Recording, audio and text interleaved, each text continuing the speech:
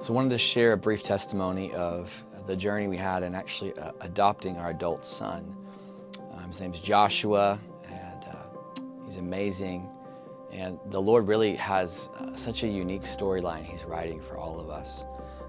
And just all the ways that He reveals Himself and makes known the gospel in so many unique ways.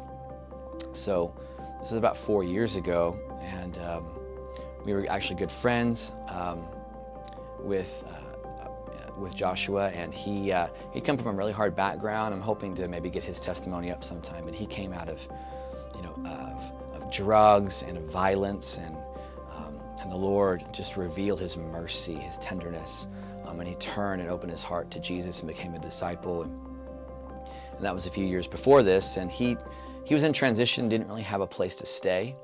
And it was the beginning of January, and so we were like, well, hey, you can stay on our couch, and he's very simple. He just put all of his belongings in our closet, and was like, hey, yeah, awesome, and so he stayed on our couch, and it was, a really easy house guest. And our adopted daughters have always wanted an older brother, so at this time they were like, yay, and Big Brother, and so they called him Big Brother, and he's very, he's like Viking sized and has a big Viking beard, and all these, intense tattoos, and he loves Jesus, and he was, serving with us in the house of prayer at the time, and about a year later, he ended up meeting, he it's another wild testimony, but he was just like, Lord, I don't really, I don't really want to, get into a relationship or a marriage situation. And if that was to ever happen, you'd have to do these, 3 things. And they were real specific, right? And the Lord did all 3 things and started to open up his heart to a gal who really loved Jesus, and she was Colombian.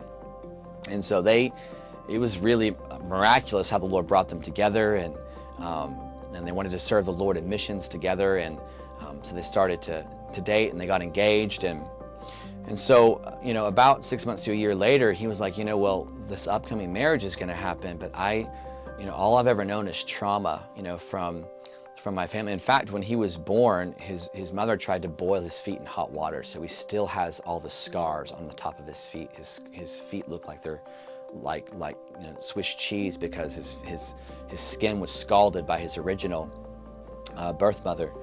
And then the other families he'd lived with or tried to connect with, he never felt like he belonged. He never felt like he actually had a family. And for the first time, he felt that sense of family as we just came around him and loved him and allowed him to stay with us. And we just thought, this is just basic following Jesus one-on-one. This is living out the gospel, is taking in those who don't have a home, and especially your good friends, and helping those who don't have a place. And he was such a blessing, and he was full of life and full of the Lord. And so we started talking, and he was like, wouldn't it be fun, because our joke is that anyone that gets near us that doesn't have a family is going to get adopted.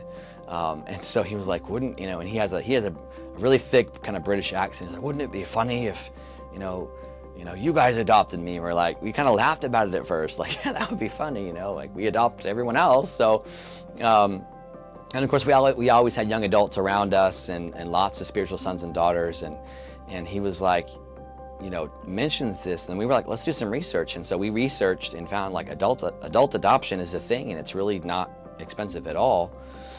And what started off as a joke, he was like, I'm going to get married, and I don't want this last name anymore. And we were like, okay, well, why don't you take our last name? Just like, the Lord put his name on us. He marked us and sealed us and put our name on us. And so it was, the Lord was speaking to us. It was profound, what God was doing. And we did more research and just found out it wasn't hard to do. So we picked a date, and we all went to the courthouse, and our friends and family, and he officially became Joshua Jarvis and changed his name. And so, people say, how many kids you have? I said, well, I have 4 adopted girls and a Viking son, because, of our son. And it was amazing, again, that what the Lord invited us into, and being able to express the gospel. And I don't know, I know it happens, but it was just cool because I'd never heard even of adult adoption, or that was an option, and just seeing how God can rewrite someone's story through His grace, through His cross. And he had this amazing testimony of turning to God and receiving the mercy of Jesus and the gospel. And then this whole other storyline of what it looked like to have that fleshed out, that we were able to, in an incarnational, fleshed out way, really love and show him what family looked like. It was an amazing opportunity. And he did end up marrying my daughter-in-law, and they have a baby, which is amazing, and they're serving in the Middle East. And I'm just so proud of him, and I'm amazed at the Lord's kindness and faithfulness, and the way that He does things. His ways are beyond us. His mercy, His kindness, His tenderness is incredible. And I hope this story encouraged you as you continue to walk out the gospel in your contexts.